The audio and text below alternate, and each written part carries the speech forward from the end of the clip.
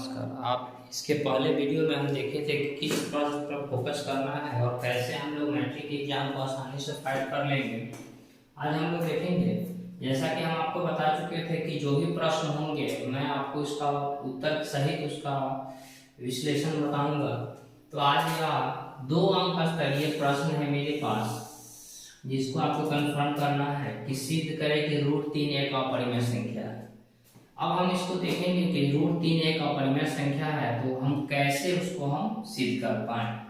तो यह मेरा प्रश्न हो गया कि सिद्ध करें कि प्रश्न में इसी प्रकार रहेगा कि सिद्ध करें कि √3 एक अपरिमेय संख्या होगा। जनरली यह प्रश्न 2 अंक स्तरीय लघुतरीय प्रश्न में आपको देखने को मिलेगा, वह 2023 के बोर्ड एग्जाम में। अब हम देखते हैं कि सॉल्यूशन इसका क्या है, हल क्या है। तो इसमें हम लिखे हैं कि मान लिया कि √3 एक परिमेय संख्या है। क्योंकि हम जानते हैं, आप भी जानते हैं कि √3 एक अपरिमेय संख्या है, लेकिन फिर भी हम इसको क्या करेंगे, लिखेंगे कि मान लिया कि √3 एक परिमेय संख्या है। अब इसी प्रकार इसका विश्लेषण करेंगे कि चूंकि √3 एक परिमेय संख्या है, तो इसका रूप, चूंकि देखिए किसी भी परिमेय संख्या का रूप p/q के रूप में होता है, तो किसी भी परिमेय संख्या का रूप p/q के रूप में होगा, तो इसका रूप जो है सो p/q के रूप में होगा। इसका रूप कैसा होगा, बटा के रूप में होगा, क्योंकि यह परिमेय है तब। तो p/q बराबर हम यहाँ पे लिख दिए कि √3, p/q बराबर √3। दोनों तरफ वर्ग करने पर हम क्या किए, दोनों तरफ वर्ग करें। वर्ग का मतलब होता है कि दोनों तरफ हम स्क्वायर करते हैं। तो स्क्वायर करने के बाद यहाँ हो गया मेरे पास p² q², स्क्वायर से रूट खत्म हो गया, तो हम यहाँ पे स्क्वायर से रूट खत्म कर दिए। p² q² 3, इस q² को हम 3 के साथ गुणा कर दिए, p² 3q² के। यहाँ तक बनाने के बाद हम यहाँ पे आते हैं और यहाँ इस विश्लेषण को लिख देते हैं कि 3 इसका गुणनखंड नहीं है। हमको किसी प्रकार से जो मान्यता है उसको हम लोग को गलत करना है। तो हम चूंकि हम यहाँ लिख देंगे कि 3 p² का कोई गुणनखंड नहीं है, चूंकि p² का कोई गुणनखंड 3 नहीं है। अतः जो हम माने हैं वह माना गया बात जो है सो गलत हो गई। यहाँ माने थे ना कि यह एक परिमेय संख्या है, तो हमारी मान्यता यहाँ पे क्या हो गई, गलत हो गई। इसलिए √3 एक परिमेय संख्या है और यहाँ पे मेरा सत्यापित हो जाता है। यदि आप इतना लिख पाते हैं तो आसानी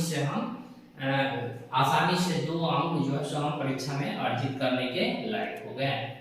तो अब हम अगले क्वेश्चन की ओर मूव करते हैं कि और क्या महत्वपूर्ण प्रश्न है, देखते हैं इस वीडियो में।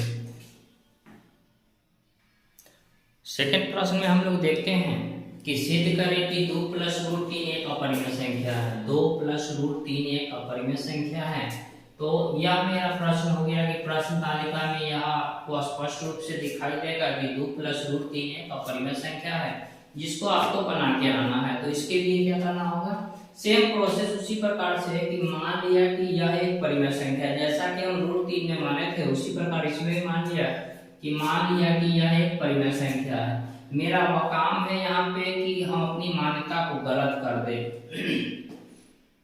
तो यह चूंकि यह परिमेय संख्या है, अब इसके बाद रूल होता है कि हम जानते हैं कि 2 परिमेय संख्या का अंतर सदैव परिमेय होता है। यह जनरली पहले से ही बताया गया कि 2 परिमेय संख्या का अंतर, कोई भी 2 परिमेय संख्या, जैसे परिमेय संख्या 5 होगा, उसके बाद परिमेय संख्या 6 होगा, उसके बाद परिमेय संख्या 7 होगा, तो किसी भी 2 परिमेय संख्या को यदि हम घटाएंगे तो वह हमेशा परिमेय ही होगा। एज फॉर एग्जाम्पल 7 परिमेय संख्या है, 7 में से 4 परिमेय संख्या है, इसको घटाएंगे तो 3, यह भी जो है सो मेरे पास परिमेय संख्या नहीं आएगा। तो उसी बात को हम हिंदी में लिखे हैं कि हम जानते हैं कि 2 परिमेय संख्याओं का अंतर सदैव परिमेय होता है। तो यह मेरे पास परिमेय है, यह परिमेय है, और 2 भी हम जानते हैं कि परिमेय है। तो इसको जब घटाए हैं तो हम लिखेंगे कि एक परिमेय संख्या हमें प्राप्त होता है। 2 से 2 कैंसिल कर दिए, अब √3 जो है सो एक परिमेय संख्या है। तब हम क्या देखते हैं कि इसके पहले हम पढ़ चुके हैं या सिद्ध कर चुके हैं कि √3 जो है सो अपरिमेय संख्या है। यहाँ हमको सिद्ध हो गया है कि √3 एक परिमेय संख्या है, और हम जानते हैं, चाहे प्रूफ किए हैं कि √3 एक अपरिमेय संख्या है। अतः हमारी मान्यता क्या हो गई, यानी गलत हो गई, यानी हम जो माने थे सो गलत हो गई। इसलिए 2 + √3 एक अपरिमेय संख्या है, यहीं पे मेरा सत्यापित हो जाता है। तो आज हम देखें कि दो प्रश्न हैं, तीसरे प्रश्न की ओर आगे की ओर बढ़ते हैं। थर्ड लघुत्तरीय प्रश्न में आपके सामने हम ला रहे हैं यूक्लिडी विभाजन एल्गोरिथम द्वारा मौसा निकालना।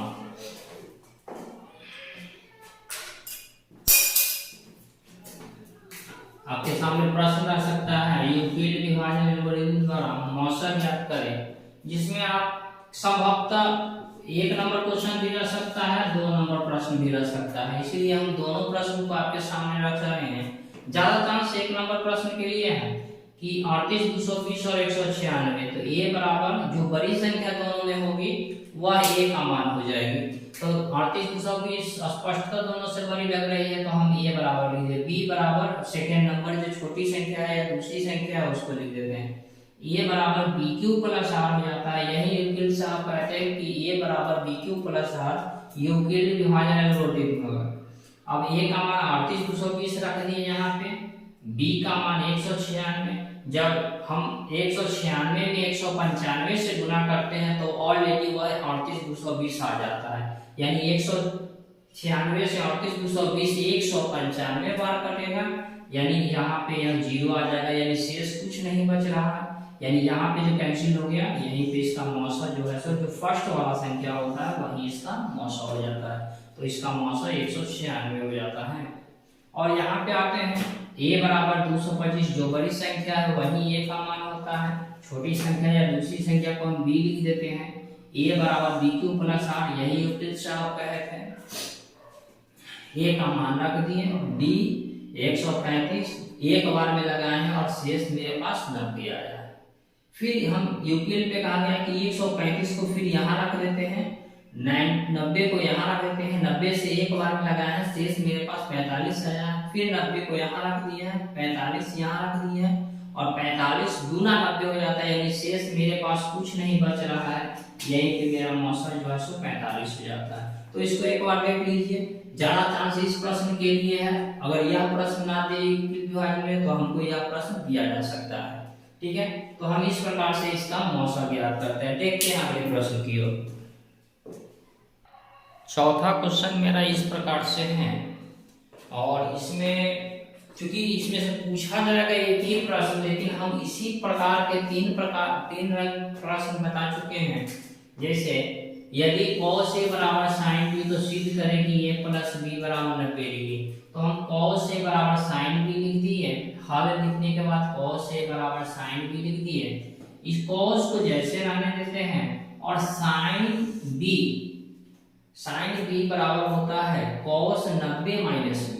sin b equal to cos 90 minus b। त्रिकोणमिति का एक पार्ट है, उसमें यह बताया गया है कि cos 90 माइनस थीटा बराबर sin थीटा। तो हम sin b की जगह पर cos 90 माइनस b लिख देंगे। तो यहाँ पे cos से cos कैंसिल हो जाता है, काटते नहीं है, कभी भी काटिएगा नहीं, यह अपने आप जो है सो गायब हो जाएगा। तो मेरे पास यहाँ से a बच गया और यहाँ से 90 माइनस b बच गया। अब बराबर की इधर माइनस चिन्ह है, तो बराबर की इस तरफ लाने पर यह प्लस में बदल जाता है, यानी a प्लस b मेरा यहाँ पे सत्यापित हो गया। सेकेंड क्वेश्चन सेम उसी प्रकार है, यदि tan a बराबर cot b, तो सिद्ध करें कि a प्लस b जो है सो 90 डिग्री के बराबर होगा। तो हम हल करने में tan a बराबर cot b लिख दिए, tan a रहने दिए और cot b tan 90 degree minus theta बराबर cot थीटा होता है। तो हम cot थीटा के जगह पर tan 90 माइनस थीटा लिख दिए। फिर यहाँ पे tan से tan कैंसिल हो जाएगा, कटेगा नहीं, काटिएगा नहीं कभी भी आप भूल कर इसको, यह गायब हो जाता है। और यहाँ पे यहाँ से बच गया a और यहाँ से 90 माइनस b। b को बराबर किधर ले आएंगे, a प्लस b बराबर 90 डिग्री सत्यापित हो गया। इसी प्रकार के थर्ड क्वेश्चन में दिया हुआ है कि cosec a बराबर sec b, तो साबित करें कि a प्लस b बराबर 90 डिग्री। तो यहाँ से इस प्रश्न का सॉल्यूशन हम यहाँ किए हैं और लिखे हैं कि cosec a बराबर sec b। अब यहाँ पे cosec 90 माइनस थीटा बराबर sec थीटा होता है, तो हम sec के जगह पर sec b की जगह पर cosec 90 माइनस b लिख दिए। फिर यहाँ cosec से cosec गायब हो जाएगा, a बराबर 90 माइनस b हो गया, यानी a प्लस b बराबर 90 डिग्री। तो यहाँ पे यह भी मेरा सत्यापित हो गया। तो इस प्रकार से आज के वीडियो में हम 4 प्रश्न की चर्चा की है। यदि आप इस चारों प्रश्न को कंफर्म कर जाते हैं तो लघु तरीके का लगभग जो है सो 4 प्रश्न आप आसानी से हल कर पाएंगे, ठीक है। क्योंकि ये सब प्रश्न ऐसे हैं जो एग्जाम में बार बार पूछे जाते हैं, ठीक है। तो मिलते हैं अगले वीडियो में, तब तक अगले दिन हम फिर चर्चा करेंगे। यानी कम से कम 10 प्रश्न इस प्रकार के आपको हम लघु तरीके से दे देंगे, उसके बाद दीर्घ तरीके में बता देंगे, उसके बाद कंस्ट्रक्शन किस प्रकार से बनाया जाता है उसके बारे में हम सब डिटेल्स में बता देंगे। लेकिन यदि आप मेरे चैनल पर नए हैं तो चैनल को सब्सक्राइब करना ना भूलें, चैनल लाइक शेयर कमेंट करें और मिलते हैं। ज्यादा से ज्यादा आप शेयर करें, ज्यादा से ज्यादा यह प्रश्न जो है सो अन्य विद्यार्थियों के पास पहुंच पाए और इसका लाभ उन्हें मिल पाए। मिलते हैं अगले वीडियो में।